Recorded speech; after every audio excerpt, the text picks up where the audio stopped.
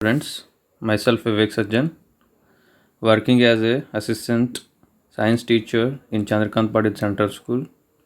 Today we are going to discuss about the chapter microorganisms, friend and foe. So in this chapter we are going to discuss about the microorganisms. Initially we are going to deal with the definition of microorganisms. Okay. So these are other living organisms around us which we can't see with our naked eyes. That type of organisms are known as microorganisms, or else we can say microbes. Microorganisms are classified into four major groups. They are bacteria, fungi, protozoa, and algae. So, microorganism means which cannot be seen by our naked eyes.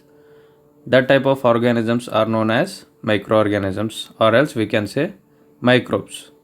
These microbes or microorganisms are basically classified into four major groups. They are bacteria, fungi, protozoa, and algae. Viruses. So, viruses are also a microscopic organism. They, however, reproduce only inside the cell of host organism. Host means so another organism. They are dependent on the another organism. That organism may be a bacteria, or else it may be a plant cell, or else it may be a animal cell. Okay. Viruses are microscopic organism. So from viruses we are getting some diseases like cold, influenza, flu, and most cough are caused by these viruses. Okay. Serious diseases like polio and chickenpox are also caused by viruses. So this is the diagram of virus you can see on the display. Next we are having protozoas, or else we can say protozoans, and bacteria. So from these protozoa, the diseases like diarrhea and malaria are caused. These are also a microscopic organisms.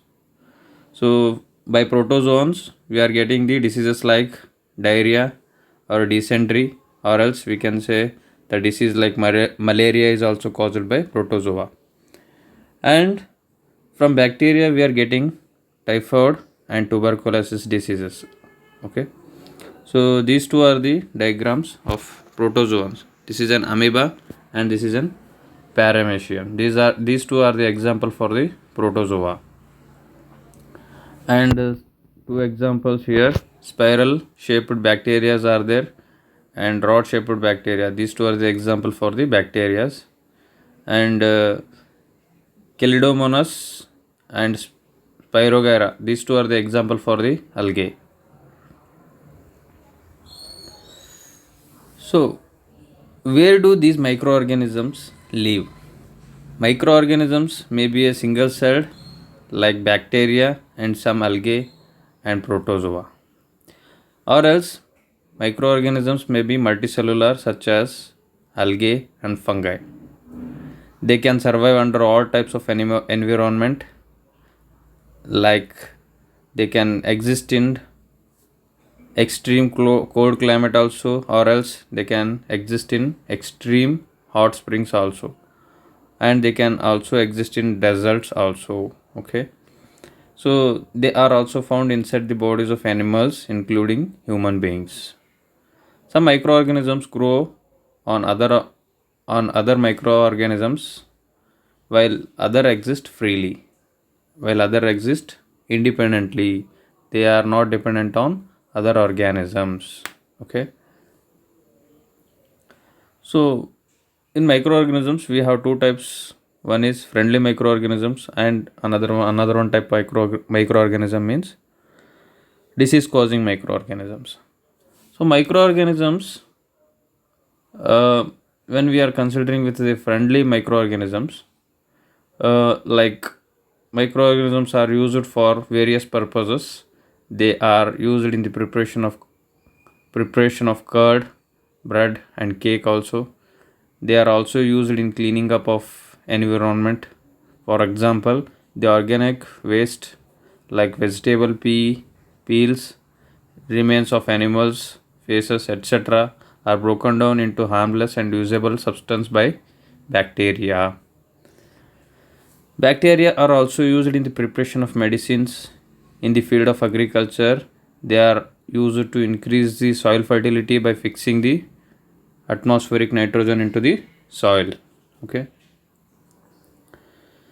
And next we are coming across with the commercial uses of microorganisms. Microorganisms are used for large scale production of alcohol, wine, and acetic acid. Acetic acid means vinegar, which is used in the preparation of food. Okay, so yeast is used for commercial production of alcohol and wine. So yeast is also one type of microorganism which is used in the production of alcohol and wine. So this process of conversion of sugar into alcohol is known as fermentation. The process of conversion of sugar into alcohol is known as fermentation. Okay. The medicines which kills or stop the growth of disease causing microorganisms, such medicines are called antibiotics. Once again I will repeat. The medicines which kill or stop the growth of disease causing microorganisms, such medicines are called antibiotics. Antibiotics are being produced from bacteria and fungi. So antibiotics are produced by the bacteria and fungi. Example for the antibiotics are streptomycin, tetracycline, and erythromycin. So these are the example for the antibiotics. So how microorganisms will increase the soil fertility means some bacteria and blue-green algae are able to fix the atmospheric nitrogen into the soil. By enriching the soil with nitrogen, and they will increase the fertility of the soil. Okay, these microbes are commonly called biological nitrogen fixers. Okay, these bacteria and blue-green algae. So one type of bacteria example is rhizobium, which fixes the atmospheric nitrogen into the soil. Next one is harmful microorganisms. The microorganisms causes disease in human beings, plants, and animals. Such disease causing microorganisms are called pathogens. Disease causing microorganisms are called pathogens. Disease causing microorganisms in humans. Microbial diseases that can spread from an infected person to the healthy person through air, water, food, or physical contact are called communicable diseases. They will spread from one person to the another person, or else we can say from one animal to the another animal through the air, water, food, and physical contact. Example of such diseases includes cholera, common cold, chickenpox, and tuberculosis. These are some communicable diseases. Okay, there are some insects and animals which act as carriers of disease causing microorganisms or else microbes. For example, female Aedes mosquito acts as carrier of dengue virus. Anthrax is a dangerous human and cattle disease caused by a bacterium. By anthrax, foot and mouth disease of cattle is caused by a virus. Okay. Food poisoning. Food poisoning could be due to the consumption of food spoiled by some microorganism. How the food poisoning happens means due to the action of some microorganisms, the food will spoil, and that spoiled food, if we take inside our body, then due to that microorganisms, the toxic substances are released inside our body, hence the food poisoning will take place inside our body. So microorganisms makes the food poisonous, causing serious illness and even death also. So it is very important that we preserve food to prevent it from being spoiled. So food preservation, chemical methods for preservation of food Preservatives. Salts and edible oils are the common chemicals generally used to check the growth of microorganisms. For example, we add salt and acid preservatives to pickles to prevent the attack of microbes. Preservation by sugar also we are going to do. For example, jam, jellies and squashes are prepared by sugar. Sugar reduces the moisture content which inhibits the growth of bacteria which spoil food. Preservation by oil and vinegar.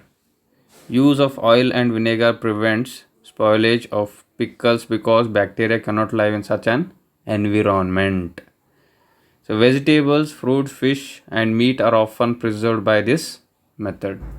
Okay, by oil and vinegar method only we are going to preserve the vegetable, fruits, fish and meat.